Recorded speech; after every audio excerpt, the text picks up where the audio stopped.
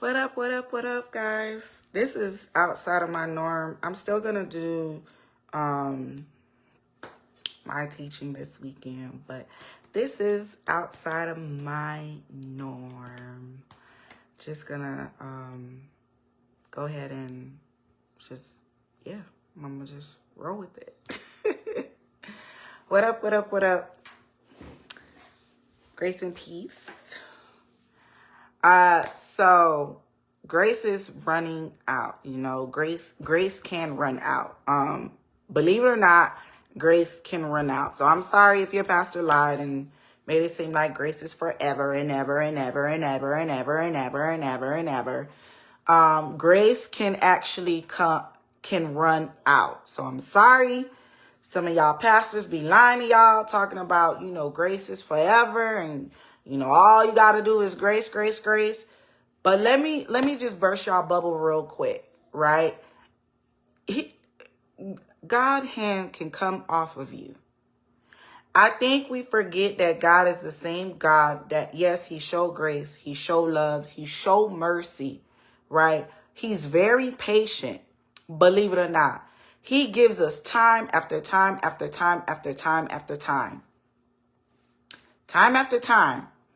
And at some point, he's just like, you know what? You just don't want to listen no more. At some point, he's just like, you know what? You want to do your own thing? Fine. Since you think you know better, I'm going to let you be. That's what Romans 1:28 is. Before I even get to Romans 1:28, at some point, listen, May of 2022, I had a radical encounter. And in my encounter, God showed me his issue with me was disobedience and unforgiveness, right? There was a part of my life, there was an area of my life that I didn't have that I did not have forgiveness. I thought I did. I said it, but clearly my soul was holding on to it. And God literally showed me that it was disobedience and unforgiveness that he had against me. And had I died that day, right, which I thought was going to happen, had I died that night, that is what I was going to go into a black hole about. Disobedience and unforgiveness. Now, let me give you a backstory. 2017, some people, they said that they had signs that something was going to happen. And some people, they didn't have no signs that their life was going to radically change. I had signs. I knew God was calling me. But I ignored. And I kept ignoring. I was very disobedient. I got a major sign. And when I say I got signs, no, I didn't get, somebody came to me and tried to preach the gospel sign. That wasn't the signs that I got. I didn't receive those type of signs. Majority of my signs were life-threatening. Only a few were not life-threatening. Majority of my signs were life-threatening. I got a major sign in 2017. Y'all hear me? I got a major sign in 2017. I got another major sign, I believe, in 2018. I got another sign in 2020. Now, in 2020, all of the signs, because I was getting plethora of signs. And I kept thinking, these signs are for these people. They're not for me. They can't be for me. I already told God I'm done. Guys, I told God I didn't want nothing to do with the church. I told God I didn't want to deal with no churches. I told God I didn't want to deal with them religious folks. I didn't want to deal with church people. None of that. I literally told God this. Didn't want nothing to do with it. So in 2020, when I kept getting signs like God is like knocking at my door, like, hey, you going to stop being disobedient? I kept ignoring them. And so in 2020, when I was getting other signs for other people, I never had in my mind like, maybe this is for me. Maybe this is for me too. Maybe this could be a sign like I need to get my life together because nobody know the last hour. Nobody know the last hour. December of 2020, I got another huge sign. And in that sign, because I was dealing with something that was going on, and I had made up my mind, like, if I die, I die. Oh, well. Did I get the sign? Like, hey, Angela, you know, God brought you out of this. You might want to just, like, fully surrender. No, still didn't get it. Still didn't get it. Still didn't want to get it. Kept ignoring it. 2021 was probably one of the worst years I've ever had in adult life. I kept getting signs after signs from God, and I kept ignoring them. I kept ignoring them until December of 2022, when literally God said, hey, if you die, you are going to die for disobedience and unforgiveness, and you will not see me. So where's grace and all of that? All these grace. Oh, yeah, you got grace. Oh, yeah, you. Because, baby, I had a whole radical encounter, and God was just like, hey, I got these 2 issues against you, bro. You real disobedient. I was tough, guys. I was real tough. But that was my nature. I was tough before I met God. I was tough before I fully surrendered to God. I was tough from when I was a little girl, when I gave my life to him. The very first time I gave my life to him, right? At that time, you know, I gave my life, when I gave my life to Christ when I was a little girl, I gave it under false pretenses. And this is what I mean by false pretenses. I was trying to escape sexual advances from somebody that was in our household. So I thought as a little girl, well, if I come to Jesus Christ, maybe that will stop this adult trying to do sexual advances towards me. It didn't stop. But it was already too late. I gave my life to Jesus Christ. And that's when I was a little girl. So I gave it under false pretenses. And I believe God knew. God gave me mercy in that sense. Like, okay, this little girl don't really know what she's doing. She's doing it because, you know, she's thinking that this is going to stop or whatever the case may be. Come an adult, you know, live my life. Got in all type of mess. Living wild life, right? 19, had a situation that happened to me where God was literally like, listen, if you don't start caring about your life, you're going to have 2 options. It's going to be this or that. And the situation that happened to me is literally God had to just give me a wake-up call. Like, you need to start caring about life because you're not caring about life. Because prior to that, didn't care about life. Where's the grace message that they keep preaching? Because this is the same God that can remove y'all light, your candle. He could literally close the candle. He could literally remove the lampstand. Literally. And we just operate like we have all the time in the world. During the pandemic, I saw people drop like flies.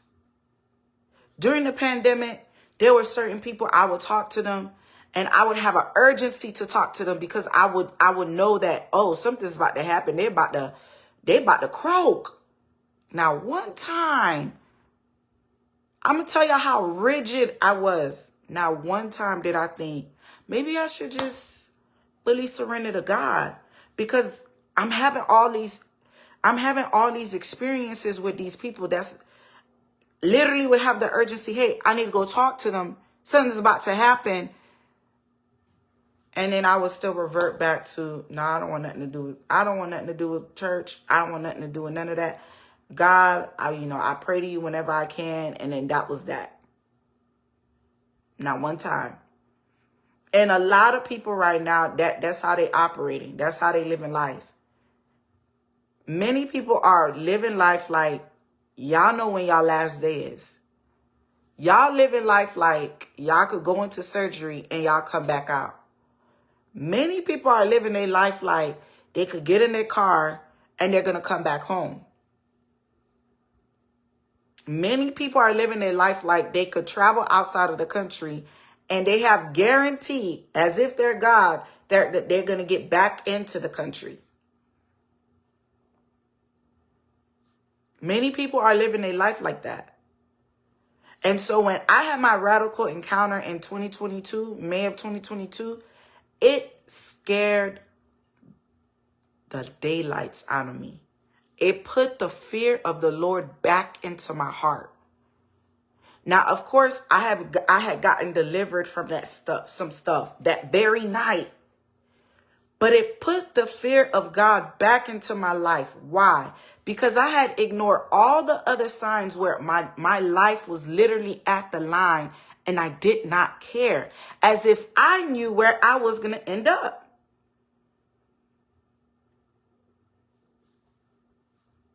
And a lot of people don't understand, like, at some point, God can take his hands off of you.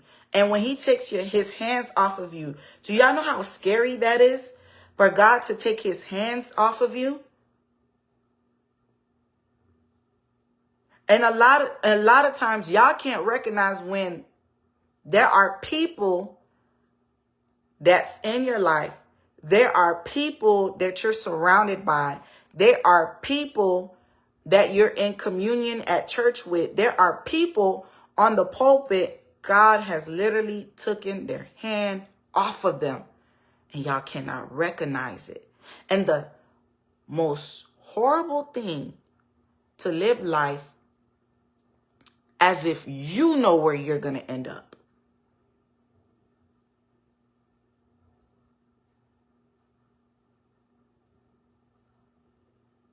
What's worse than that is to be living. It's to be living. And God gives you up to the thing that you love the most. So if you're a person, according to Romans 1:28, if you're a person that you love to make up lies in your head, he gives you up to that. If you're a person that you like to idolize how other people live, you like to compare yourself, like what other people got going on. You like to covet, basically want what other people have, or to be greedy to ambitions, to be greedy to money, to be greedy to goals. He'll give you up to that. If you're a person like you like to have sex orgies and you like to get things popping, you like to shack up, he'll give you up to that. You like to live a double life and portray like you one way in Front Street, you one way to the public, but behind closed door, you probably a prostitute. You probably in swingers club. You probably in polygamy, dating rings. You all type of wild and outlandish thing. Probably a bisexual relationship, gay relationship. He'll give you up to that. That's a dangerous thing for God to be like, okay, since you know so well, I'm gonna give you up to the games you love playing with me.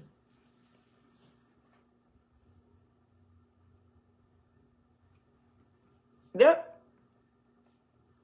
After that experience I had, guys, I literally heard God say, you ain't got that much chances, Angela. If any. I gave you the warning. You're not like other people. I gave you the warnings. Not months, not weeks, years. And you straight ignored me, Angela. So, okay, here's my last wring your neck. And if you decide to do what you want to do after that, my hands is off of you. See, y'all don't hear people talk to y'all about stuff like that. Y'all don't hear people talk. Y'all don't hear people tell y'all things of how God literally told them, listen, they don't have no more chances. That is their last chance. There is no more chances. That is their last chance. This is not about you make a mistake, or let's say you're in your journey and you was a person that you like to cuss a lot, and you know a situation happened and you end up cussing a person out. Now, this is not this. I was in complete disobedience for years. For years. I knew God wanted to do something with me, but I told God no. As a matter of fact, I've been telling God no since I was a little girl. I've been telling him I didn't want nothing to do with his church. I've been telling him I hated clergy. I hated church. I didn't want nothing to do with it. I didn't want no parts of it. My homegirls who I grew up with, they knew I didn't want no parts of church. I didn't want nothing to do with clergy.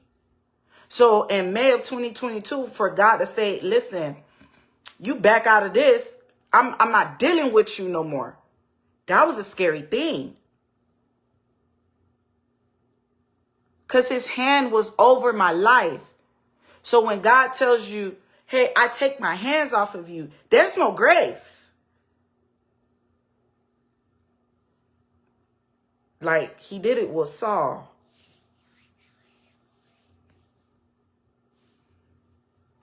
Romans 1:28 is something like he literally would be like, you want to play stupid games? Go ahead. I'm going to let you be. I'm going to let you be. And so one of the other things that I had my issue with, I didn't want nothing to do with church, was because of a lot of things I had experienced. A lot of things I experienced, right? And then the most recent thing I had experienced, I was like, God, that was the one. I left the street lifestyle. I left the drug lifestyle. I told you that I wasn't going to deal with it no more. I come to this ministry and it completely was spiritual abuse. I ended up in idolatry of wanting to serve in the church. I didn't even want nothing. I didn't want no pulpit, no platform or nothing. I just wanted to serve the church. And I made that an idol.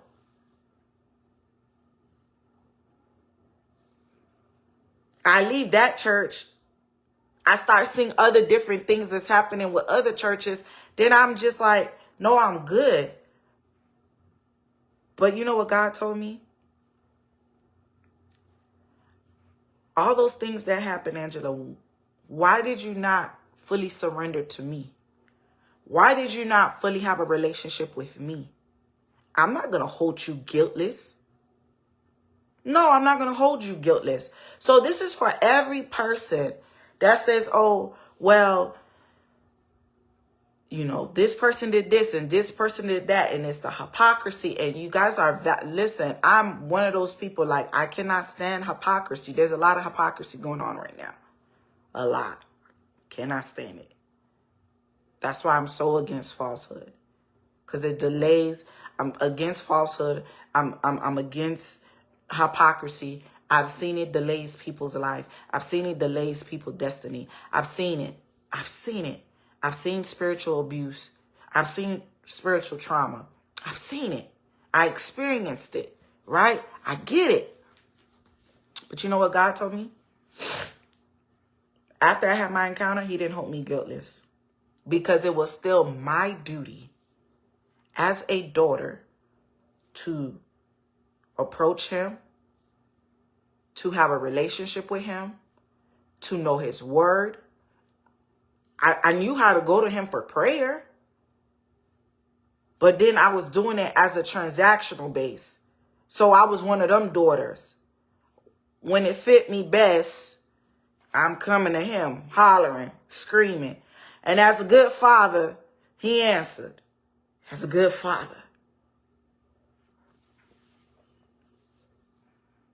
But he told me he would not hold me guiltless, because it was still my responsibility.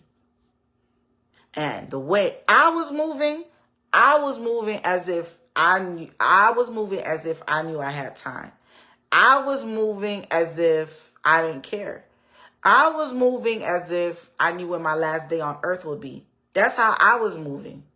And God told me he wasn't going to hold me guiltless. So a lot of people right now, and y'all hear me well, I'm not saying God is not going to vindicate his children for spiritual abuse, vindicate his children for spiritual trauma, vindicate his children for people that experience church hurt, vindicate his children for people who said, listen, they didn't want no part of the church because the hypocrisy, the double life that they witnessed and they seen. However, I'm going to tell y'all what God told me when I was going. he was like, I will not hold you guiltless. Why? Because we operate, many things that y'all see is happening with people is because they don't fear God. Because they think they know when their last day on earth is. Because they think they could leave a house and they're going to come back home. Because they think that God won't take out their candle. They really think that. They think that God won't take out their lampstand. Because they're fearing men more than they're fearing the creator of heaven and earth.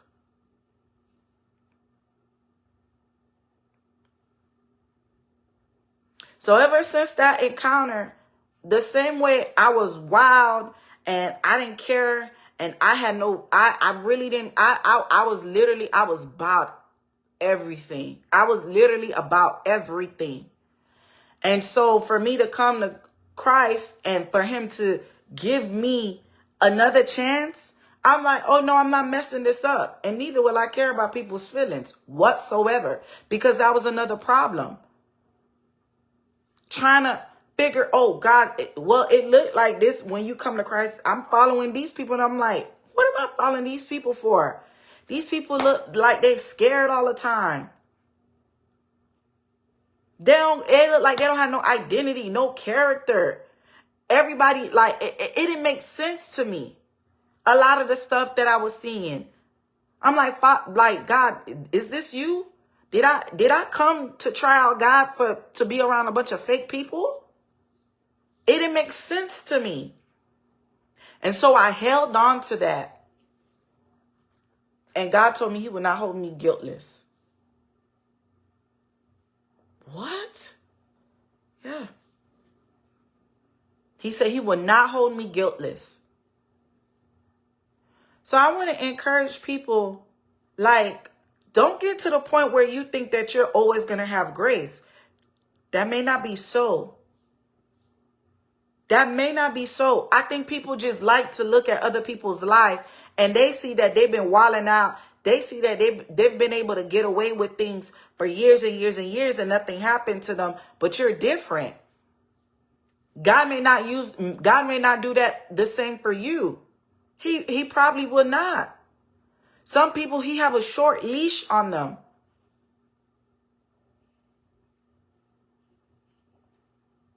And the thing about it is, if you know of God, he will judge you harshly. Harshly.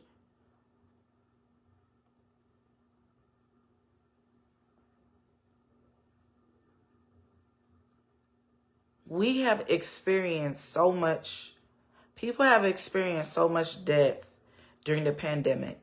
And one of the questions I'm trying to figure out is, all those people that had died during the pandemic, did they have somebody to tell them the salvation prayer? Y'all think about that.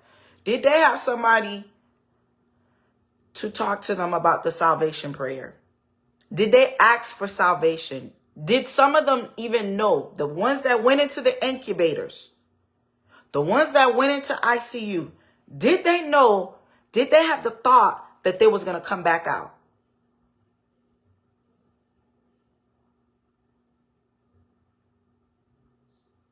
Did they? No. Many of them didn't. So what y'all think happened?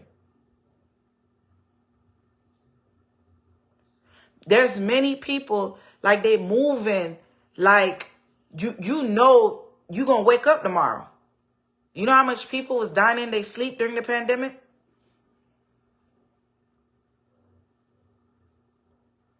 There's people dying now.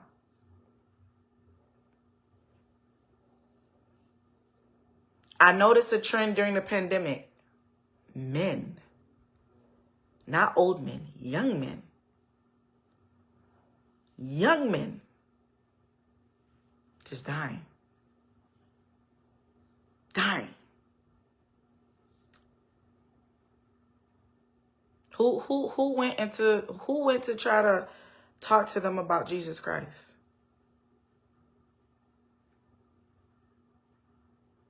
You think of some of y'all think about the people that, like, the way y'all moving, it's almost like y'all don't care about life.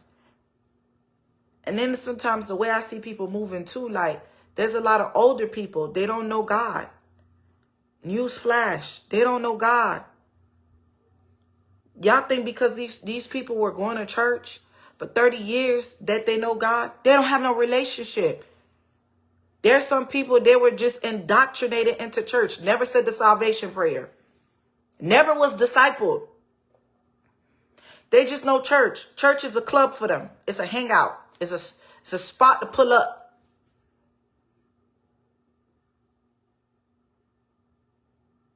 There's many.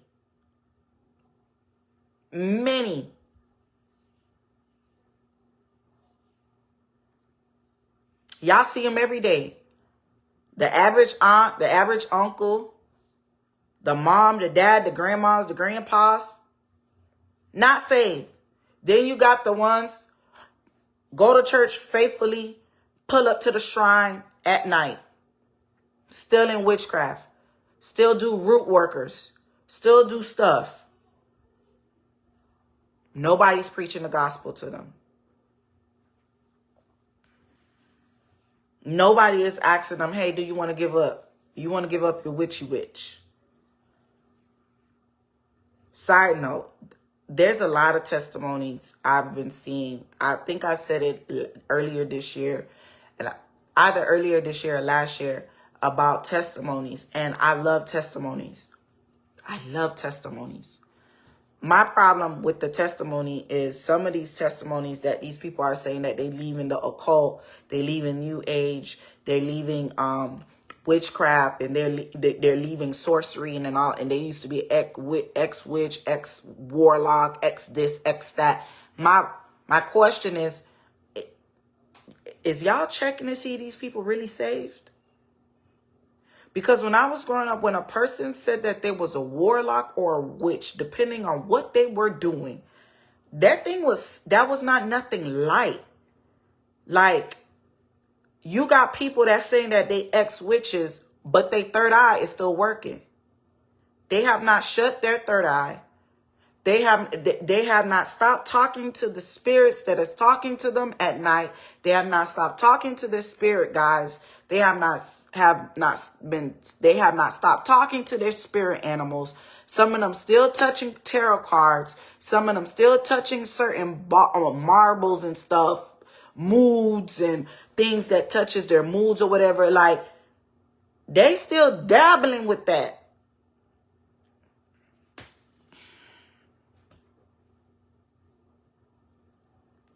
Are y'all checking to see if these people are fully saved?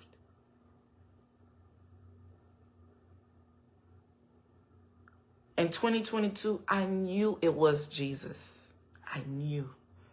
Because I cried out to him. I 2-3 days after, like I felt lighter. Like I felt something, literally a boulder came off of me. I ain't say I was perfect. I said I knew without a shadow of a doubt. Because I don't know my last day. So I gotta move a different way.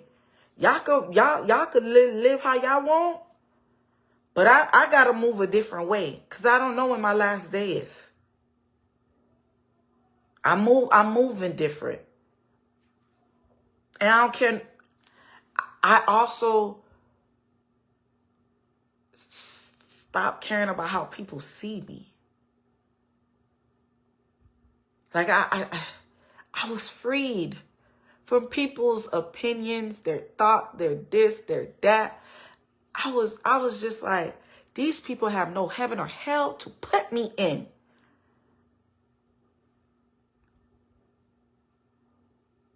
I was free. They want to live their life like they know tomorrow they're going to wake up. So be it. But as far as for me, I'm going to say what my father tell me to say. I'm going to teach on what my father tell me to teach on. I'm going to make sure, like, whenever I hit the streets, I ask somebody, hey, can I pray for you? Hey, do you know Jesus Christ as your Lord and Savior? Can I tell you about him? I was mucky. I was living life like I knew when my last day was. I was reckless. And even though God was showing me signs, I was so disobedient. These are not small signs God was showing me, guys. I was having life-threatening signs. And I still operated like,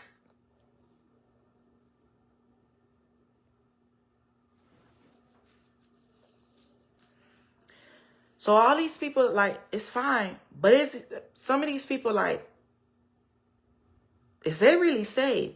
That's just like a person, like, even if they don't have a testimony that there was an ex-witch, ex-warlock, you got to check the fruit. Is this person saved? Like, is they saved for real? Not them learning, not them, they didn't know Christ before and they're a baby Christian, but they're being walked through. Like,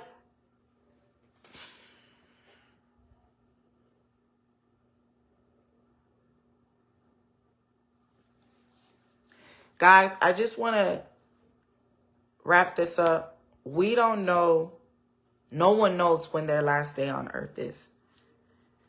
And you know, unfortunately, I lost people, right?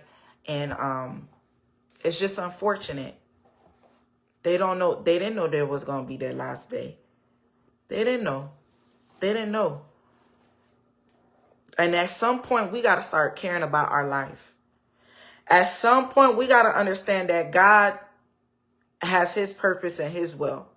At some point, we have to understand that what if God says that he's not going to make you a millionaire? What if God says that he's not going to give you riches and wealth? He may give you wealth and health, wealth and peace, wealth in the mind. But what if he doesn't give you all these things that you're chasing after? Will you still serve him? Will you still surrender to Jesus Christ? Will you still spread the good news? Do you know what the good news is? What if God says this thing that you keep asking for, he ain't going to give it to you? Are you still going to serve him with all your might, your heart, your soul? Are you going to pray like it's your last day? Because you got all these people out here, they, you know, purpose and ambition and this and that. And that may be good. That may sound good. That may be lovely.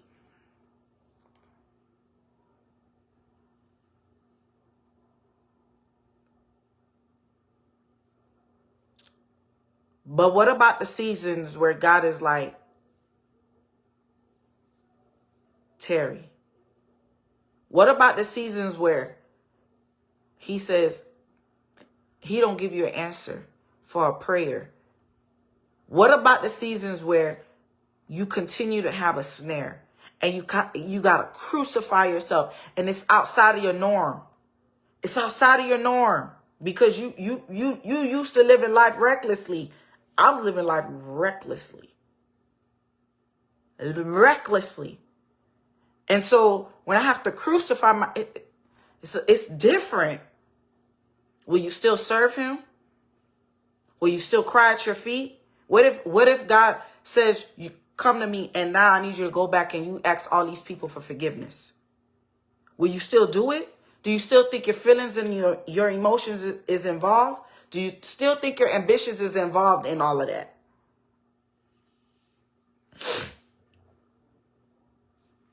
I'll read Romans 1 verse 28. And it says, and even as they did not like to retain God and their knowledge. There's many people out here.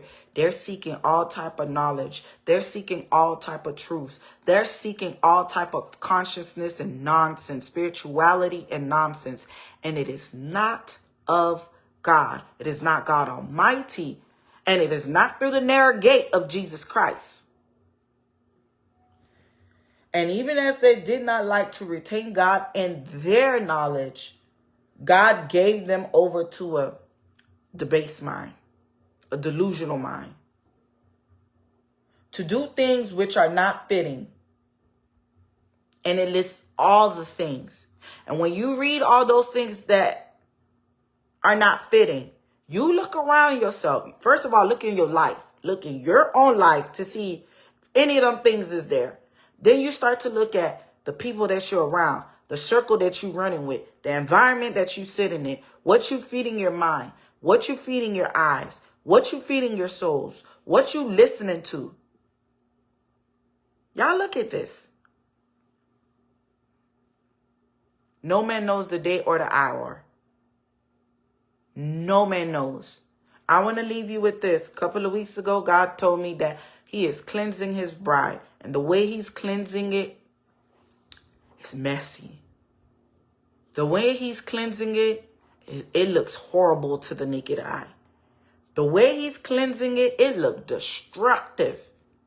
And after he finished cleanses his bride, he says he's preparing his bride. As a bride would prepare themselves to present themselves before a groom, their groom. And after he finished, prepares his bride, he's coming for his bride.